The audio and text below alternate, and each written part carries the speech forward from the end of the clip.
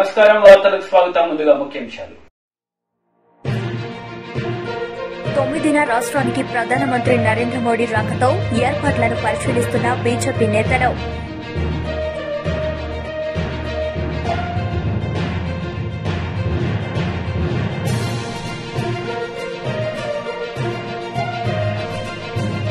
Janasena PSC chairman Nadendla Manohar media సమావేశం, వైసీపీపై fire.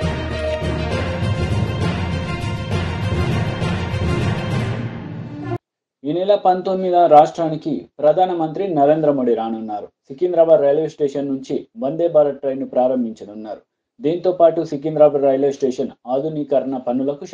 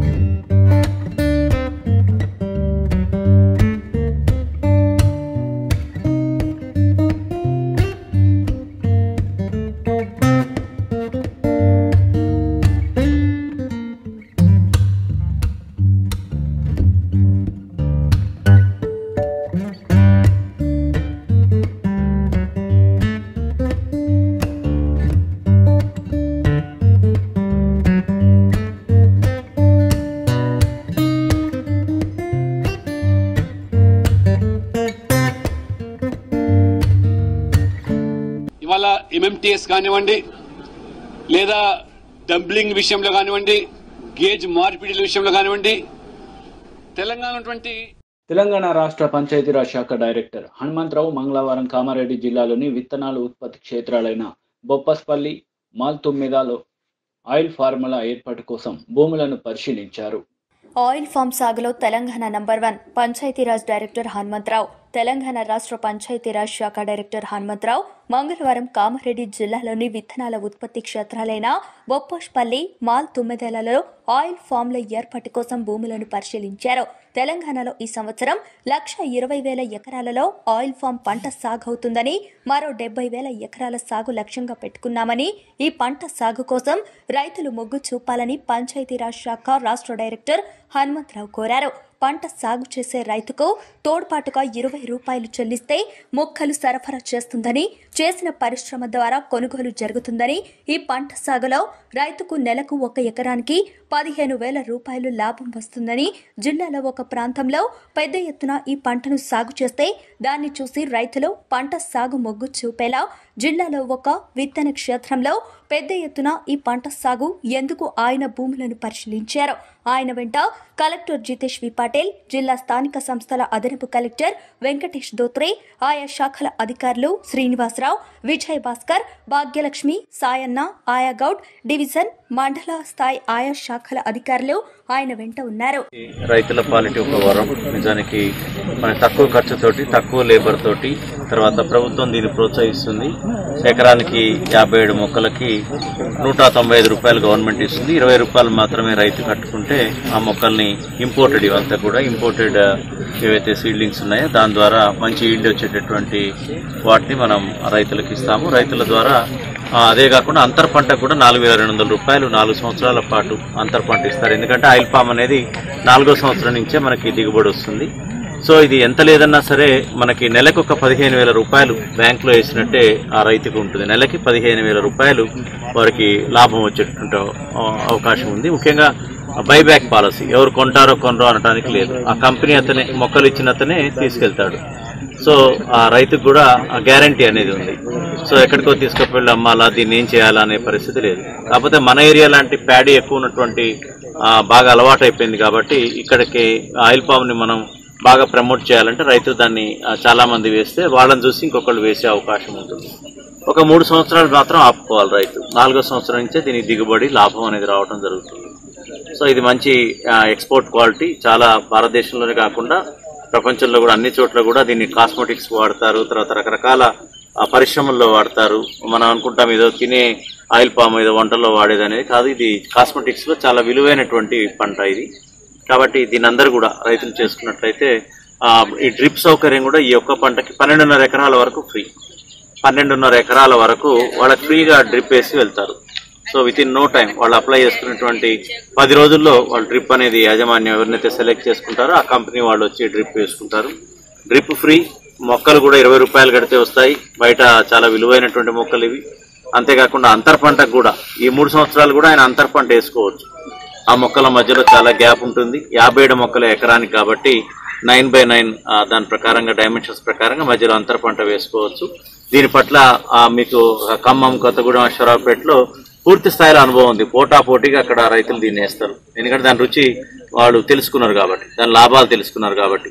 So మన దగ్గర కూడా ఫ్యాక్టరీ వస్తుంది. ఫ్యాక్టరీలో ఇక్కడే ఈ ఏరియా ప్రాంతంలోనే ఫ్యాక్టరీకి వాళ్ళు తరలించి దీని 4వ సంవత్సరం నుంచి ఇదంతా ప్రాసెస్ అయ్యేటటువంటి అవకాశం ఉంది. కాబట్టి అందరూ రైతాంగం కూడా మీరు ఆయిల్ పామ్ వైపు తరలాలని, అదే కాకుండా కొంత ఈ ప్రాంతంలో కూడా గవర్నమెంట్ 52 అంటే రికార్డు, ఇది రికార్డు స్థాయిలో ఇంత జరిగింది ఎప్పుడూ లేదు.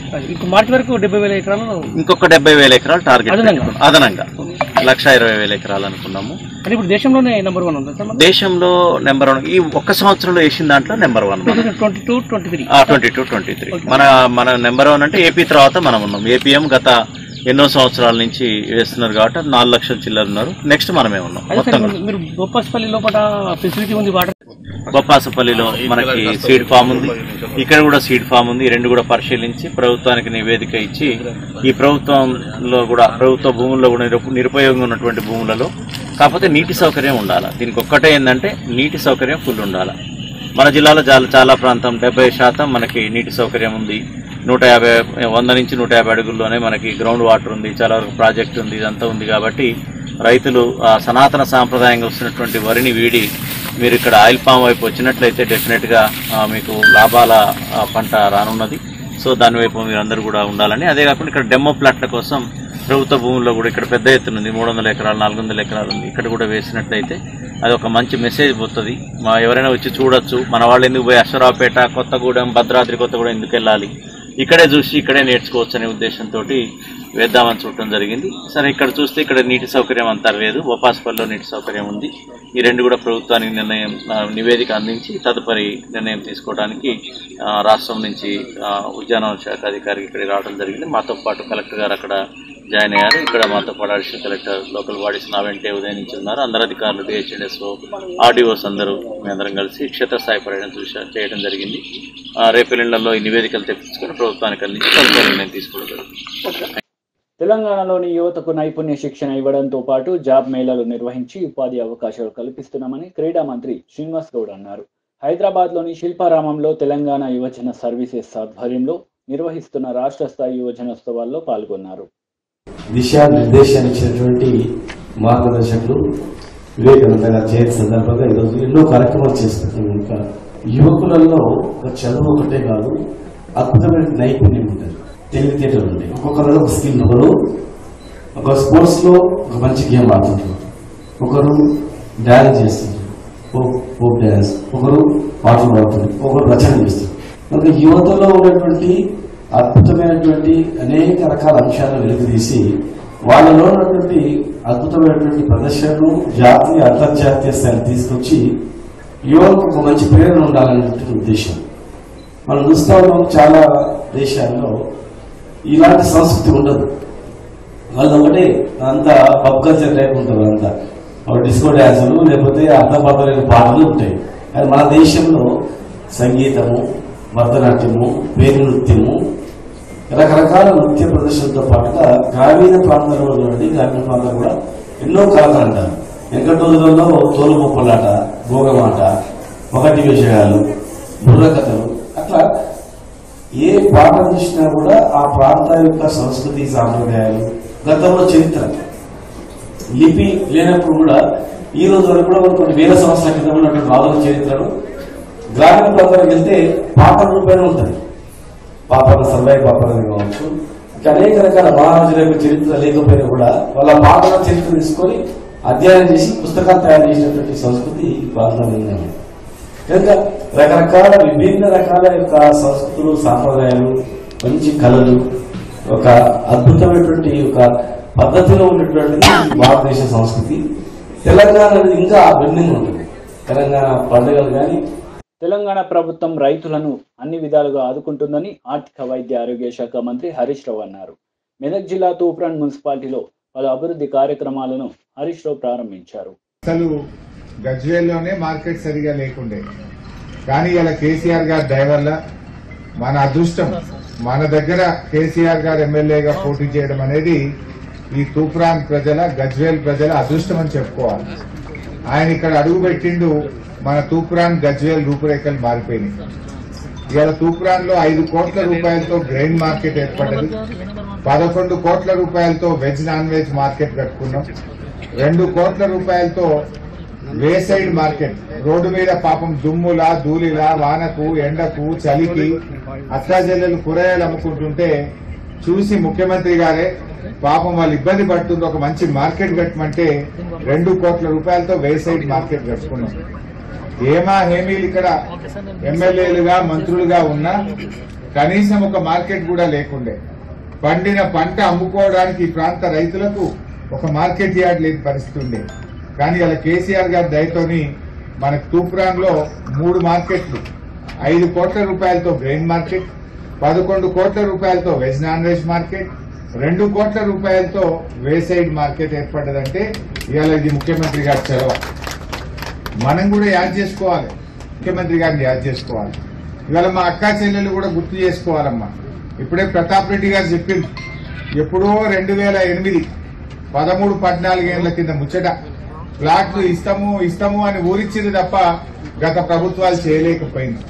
కానీ ఇలా లేఅవుట్ చేసి, రోడ్లు చేసి, సౌకర్యాలు చేసి ఇలా 13-14 ఏళ్ల నుంచి పెండింగ్ లో ఉన్నటువంటి మన టీఎస్ఐసి లేఅవుట్ లో ఇవాళ మీకు పట్టాలు ఇవ్వడం కూడా నిజంగా ఇది ఒక గొప్ప కార్యక్రమం ఇవాళ జరుగుతుంది. రాజన్న సిరిసిల్ల జిల్లా కుదురుపాకలో తన తాతయ్య జోగినిపల్లి కేశవరావు, అమ్మమ్మ లక్ష్మీబాయి జ్ఞాపకార్థం సొంత నిధులతో నిర్మించే పాఠశాల భవనానికి మంత్రి కేటీఆర్ భూమి పూజ చేశారు. ఒక మోటార్ కావాలా? ఈరోజు ఉందా ఆ పరిస్థితి? ఒకనాడు ఎమ్మెల్యేలకు, మేము గతంలో కూడా ఎమ్మెల్యేలు పనిచేసిన వాళ్ళం తెలంగాణ రాకముందు, ఒక ఊరికి పోవాలంటే భయమైతుండే. ఎండాకాలం వచ్చిందంటే ఊరికి పోవాలంటే ఎక్కడ బిందెలు మరలేస్తారో, ఎక్కడ కుండలు అడ్డం పెడతారో, ఎంపీటీసీకి భయం ఉంటుండే, సర్పంచ్కు భయం ఉంటుండే, జెడ్పీటీసీకి భయం, ఎమ్మెల్యేకు భయం, పోవాలంటేనే భయం. ఎందుకంటే ఏడా తిడతారో ఏం పాడో అని. ఇవాళ ఉందా ఆ పరిస్థితి? ఏ ఊరికైనా ధీమాగా పోవచ్చు, రొమ్ము విరుచుకొని పోవచ్చు. ఇంటింటికి తాగునీరు బ్రహ్మాండంగా మిషన్ భగీరథ ద్వారా వస్తున్నది. అదేవిధంగా కరెంటు, ఒకప్పుడు బోయిన్పల్లిలో ఇదే కుదురుపాకలు ఎవరైనా చచ్చిపోతే వాళ్ళను అంత్యక్రియలకు తీసుకపోతే మనమే ఫోన్ చేసి బతిమలాడుకుందాం, అయ్యా మాకు దగ్గర వాళ్ళు చచ్చిపోయినరు, ఆ సెస్సోలో ఫోన్ చేసి బతిమలాడుకునేది ఏఈకి డీకి, జర్ర ఒక అర్ధగంట కరెంట్ ఇరా పోయి నీకు దయా. నేను చెప్పేది వాస్తవమా కాదా? అర్ధగంట కరెంట్ ఇరా పోయి స్నానాలు చేసి రావాలి, బాయి కడుకోవాలందు. ఇవాళ ఉన్నది ఆ పరిస్థితి. మరి గిన్ని పనులు చేస్తే మనకేమో అర్థమైతలేదు. పనులు అయిపోయాక కరెంట్ ఇప్పుడు ఎట్లుందంటే కథ, ఇదివరకేమో కరెంటు ఉంటే వార్త, ఇప్పుడు కరెంటు పోతే వార్త. ఇదివరకు కరెంటు ఉండకపోతుండే, ఎన్నిసార్లు చూడలేదు మనం సబ్స్టేషన్ల ముంగడ ధర్నాలు, కుర్చీలు వలగొట్టుడు, ఆ సెస్సులను అర్రలేసి గొల్లెం పెట్టుడు, మళ్ళీ ఫోటోలు కొట్టుడు ప్రెస్ వాళ్ళు వచ్చి, దాన్ని మళ్ళీ తెల్లారి పేపర్లు వేసుడు. ఎన్నిసార్లు చూడలేదు అది? ఎన్నిసార్లు ఎండిపోయిన వరి చేనులు పట్టుకొని, ఎండిపోయిన మొక్కజొన్న కంకులు పట్టుకొని రోడ్ల మీద కూర్చోలే? ఇప్పుడు ఉందా పరిస్థితి? మంచిగా ఎక్కడికక్కడ కొనుగోలు కేంద్రాలు, ఏ ఊరికి ఆ ఊరు కొనుగోలు కేంద్రం, ఏ ఊరికి ఆ ఊరు గోదాం, పండించినోనికి పండించినంత పంట ప్రభుత్వమే కొంటది మంచిగా. ఇప్పుడు మనం తెలంగాణ వచ్చినాక ఒక మన జిల్లాలోనే 4,000 కోట్ల రూపాయలు పెట్టి వరి ధాన్యం కొనుగోలు చేసినాం, ఇతర ధాన్యాలు కొనుగోలు చేసినాం. చిన్న విషయమా ఇది? దేశంలో 75 ఏళ్లలో ఏ ముఖ్యమంత్రికి అని వచ్చింది ఆలోచన? ఒక రైతుకు రూపాయి మళ్ళా వాపస్ ఇచ్చే అవసరం లేకుండా ఆయన జేబులో పెట్టుబడి పెట్టాలి అని చెప్పి ఆలోచించి 66 లక్షల మంది రైతులకు 65,000 కోట్ల రూపాయలు ఇచ్చిన ఒక్క నాయకుని కాగడబట్టి చూపెట్టిన, కాగడబట్టి ఎత్తికిన కనబడతాడు ఎక్కడైనా దేశంలో? మాజీ మంత్రి యనమల రామకృష్ణ మీడియా సమావేశం నిర్వహించారు. ఈ సందర్భంగా పలు అంశాలపై ఆయన మాట్లాడారు. పార్టీలో పెంచుకోవడం, అదేవిధంగా తెలుగుదేశం పార్టీ మీద ఉండేటువంటి కాన్ఫిడెన్స్ కూడా రోజు రోజుకి ప్రజల్లో పెరుగుతూ ఉందనేటువంటి దానికి ఇది పెద్ద ఉదాహరణ. ఎందుకంటే తెలుగుదేశం పార్టీ అంటే ఇప్పటికీ ఒక అట్రాక్టివ్ అయినటువంటి పార్టీగా మన రాష్ట్రంలోనే కాదు భారతదేశంలో రీజనల్ పార్టీస్లో తెలుగుదేశం పార్టీ యొక్క ప్రాముఖ్యత అంతా. దీనికి ప్రధానంగా 2 కారణాలు ఉన్నాయి. నేను అబ్జర్వ్ చేసినంత వరకు కూడా 40 సంవత్సరాల్లో.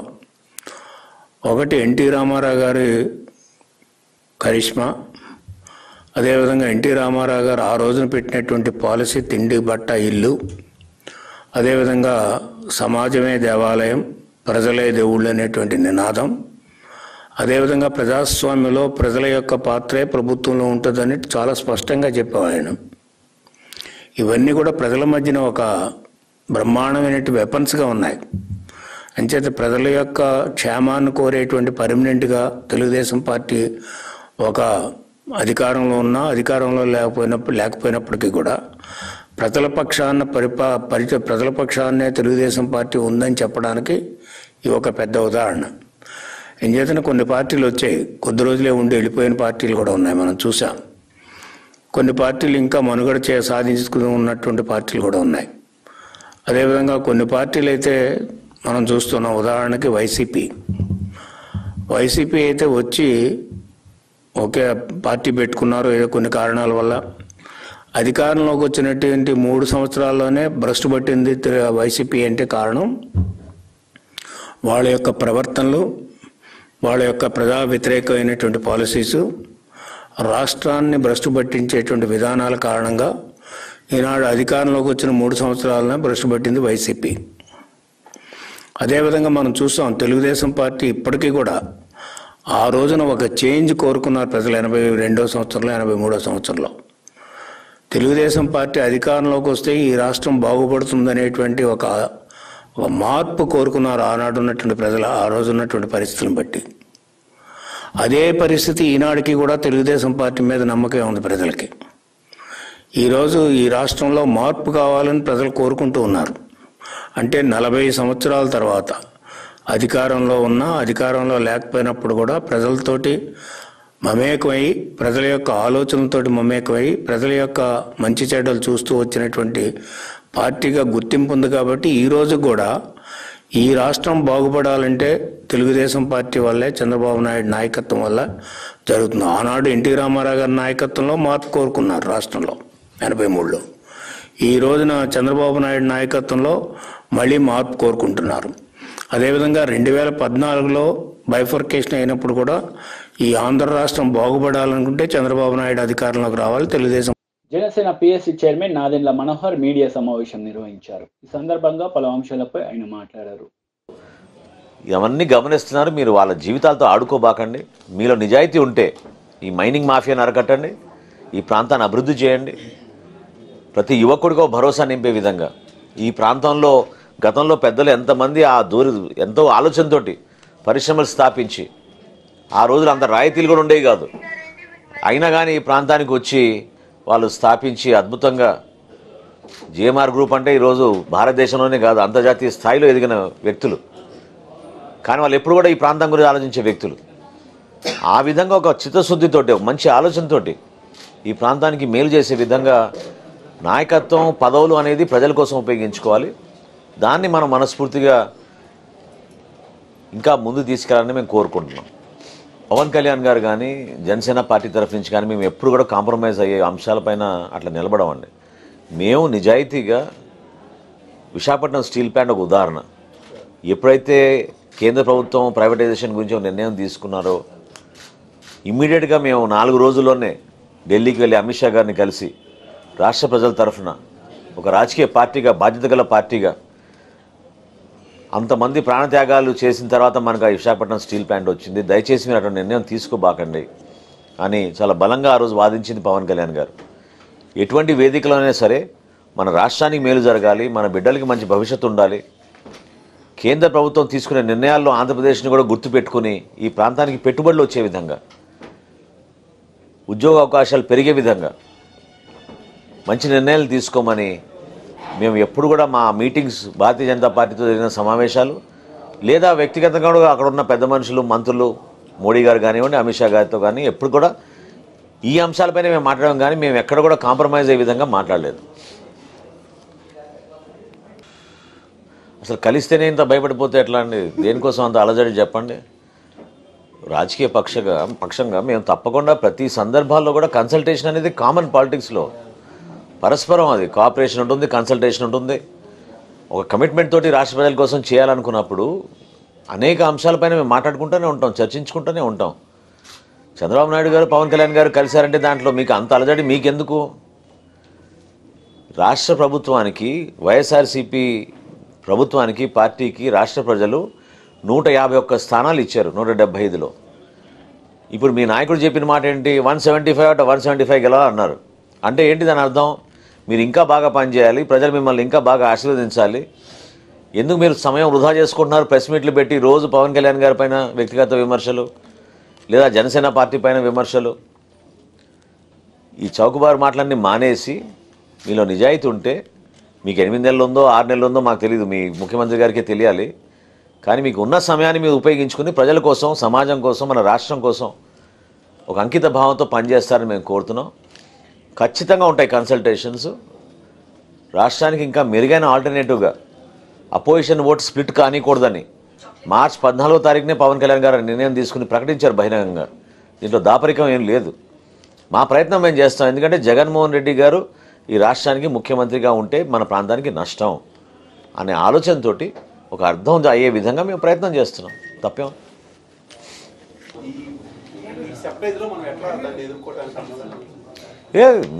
మేము ఏ కార్యక్రమం చేసినా చట్టాన్ని గౌరవించి ప్రభుత్వంలో ఉన్న అధికార యంత్రాంగాన్ని కలుపుకొని కోఆపరేట్ చేసి వాళ్ళ సూచనల మేరకు ఏమైనా సలహాలు ఏమైనా ఇస్తే వాళ్ళు దానికి మార్పులు చేసి సభని ప్రతి చోట కూడా మేము విజయవంతం చేసుకుంటూ వస్తాం. ఏ ఒక్కరికి అసౌకర్యం కలగకుండా, ఎవరిని ఇబ్బంది పెట్టకుండా మా వంతు మేము ఒక బాధ్యతగా చేసే సభలు ఖచ్చితంగా విజయవంతం అవుతాయి. సో ఈ ప్రభుత్వం ఎన్ని చట్టాలు తీసుకొచ్చినా, ఎంతమంది అధికారులు మా పైన ఒత్తిడి తీసుకొచ్చినా, జనసేన పార్టీకి ఉన్న బాధ్యతతోటి మా నాయకులందరూ కూడా కలిసికట్టుగా కృషి చేసి ఈ సభని ఎంతో విజయవంతం చేయాలని అందరూ కూడా అహర్నిశలు కృషి చేస్తున్నారు. అది డెఫినెట్గా సక్సెస్ఫుల్ ప్రోగ్రామ్ అవుతుంది. వార్తలు ముగించే ముందు ముఖ్యాంశాలు మరోసారి. 9న రాష్ట్రానికి ప్రధానమంత్రి నరేంద్ర మోడీ రాకతో ఏర్పాట్లను పరిశీలిస్తున్న బీజేపీ నేతలు.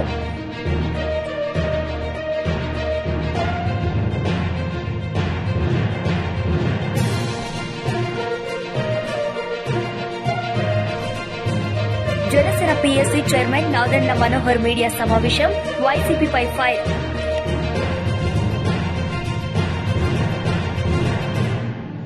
ఈ వార్తలు ఇంతటితో సమాప్తం. తిరిగి ప్రసారమయ్యే వార్తలు మళ్ళీ కలుద్దాం. అంతవరకు సెలవు. నమస్తే.